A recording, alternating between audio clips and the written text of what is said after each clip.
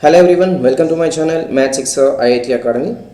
So in this video I am going to explain about the probability. So first we will see the basic definitions which are needed to understand probability of class 12th. So these definitions are useful to understand the concepts. First one is random experiment. So an experiment which outcomes cannot be predicted. So you can take the example like tossing a coin or rolling a die. So when you are tossing a coin, it's not possible to predict whether we'll get a head or tail. Okay, so that we can take it as an example for random experiment. So this is the definition of it. And next, come to the next definition, sample space. So the set of all possible results of random experiment is called sample space. Suppose here when you are taking the rolling a die, so die means it has 6 faces, so each face marked with 6 different numbers. So if you list out all the different elements or all the possible outcomes in the experiment, random experiment, so that list is nothing but 1 2 3 4 5 6. So this is called the sample space, denoted by letter S. Okay, and number of elements in S we can denote by n of S. Okay, so this is the definition of sample space. Next one, equally likely events.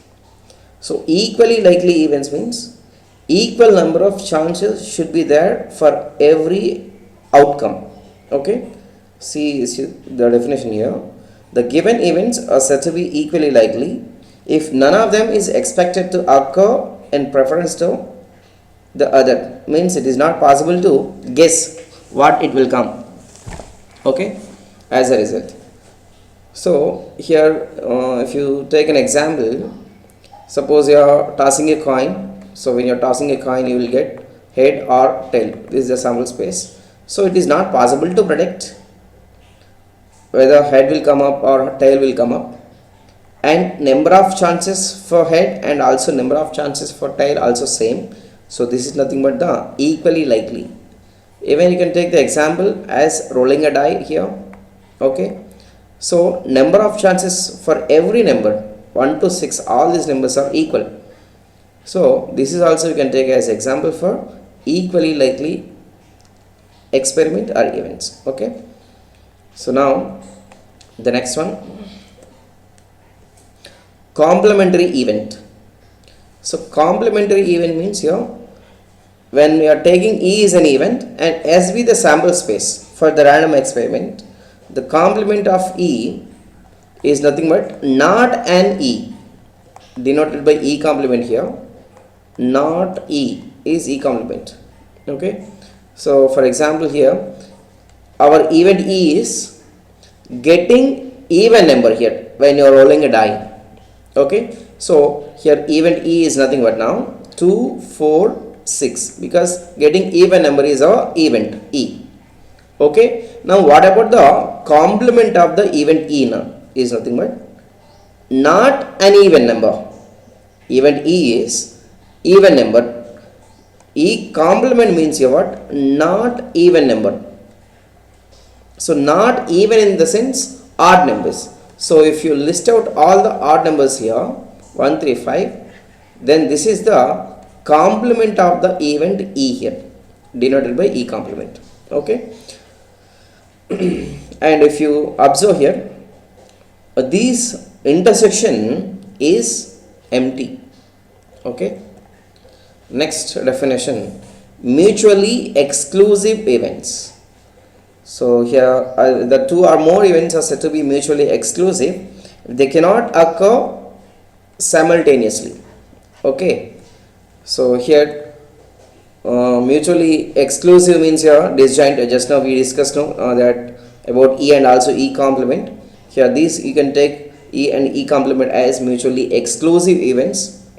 Okay, so if the events are disjoint events, you can say that the events are mutually exclusive. And next, exhaustive.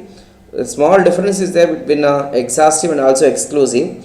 Here when you are taking the union of the events,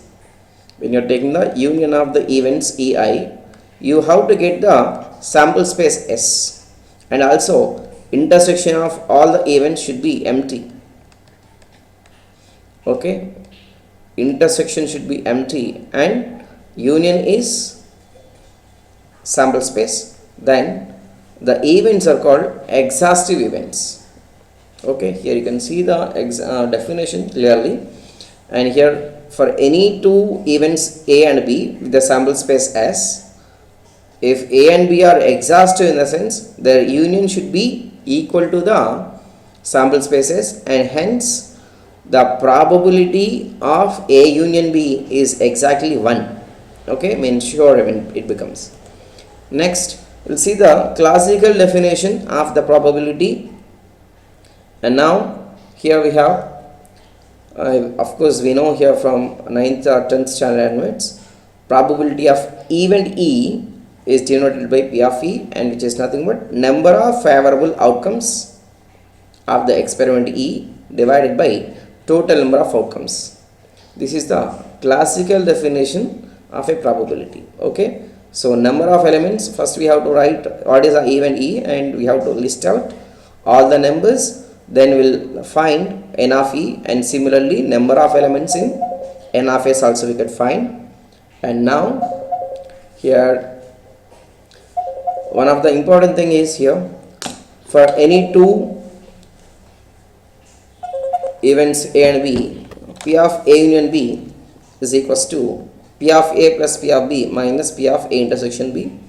So even this you have studied in the case of set theory, so it's of course it is useful for us now. Next thing is conditional probability.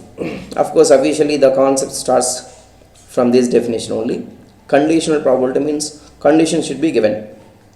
So in this we are going to deal with two events associated with the same sample space S. Okay, so let it be E and also F.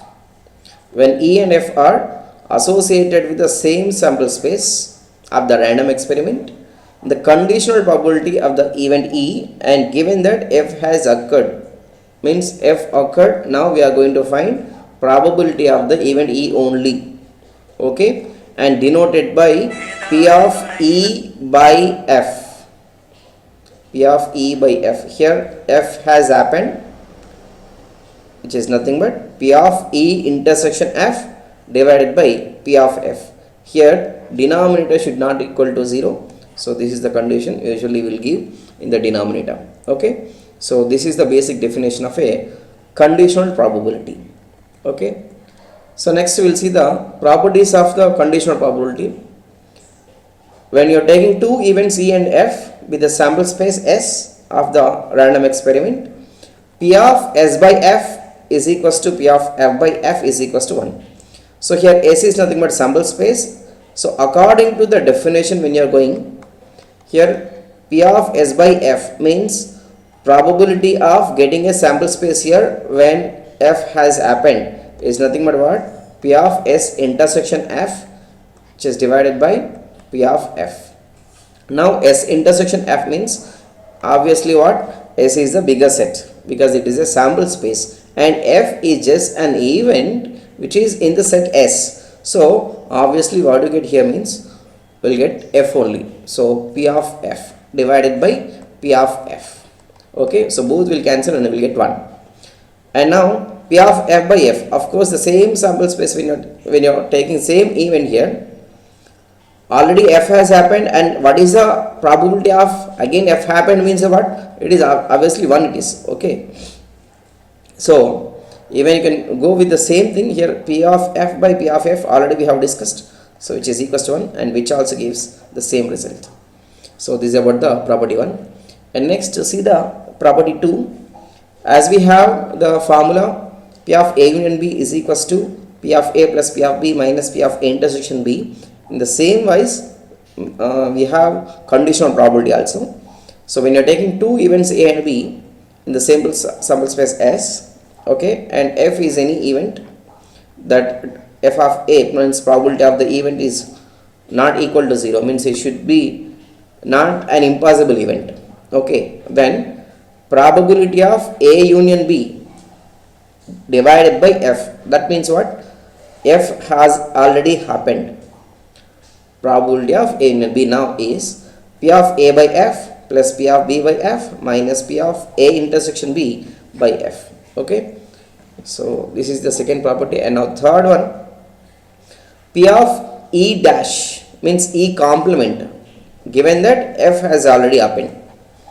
Okay, which is equals to 1 minus P of E by F.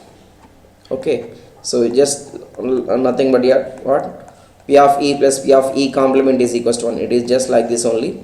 Here nothing is new except the conditional probability condition is given. Okay, so these are the things which will come in the before 13.1. So thank you for watching.